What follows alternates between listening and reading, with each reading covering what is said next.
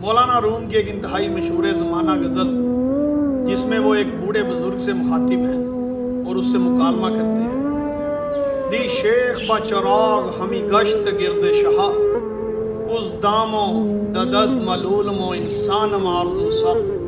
فرماتے ہیں کل میں نے ایک ایسے بوڑھے بزرگ کو دیکھا جس کے ہاتھ میں چراغ تھا اور وہ کہہ رہا تھا میں حیوانوں، درندوں اور جانوروں سے تنگ آ گیا اور اب میں کسی انسان کی تلاش میں نکلا ہوں۔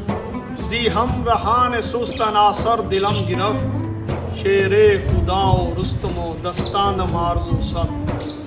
فرماتے ہیں کہ اس بوڑھے بزرگ نے مجھ سے بولا یہ انسان جو تمہیں اپنے آس پاس چلتے پھرتے نظر آ رہے ہیں ان کی حقیقت چوپایوں اور درندوں کی سی ہے۔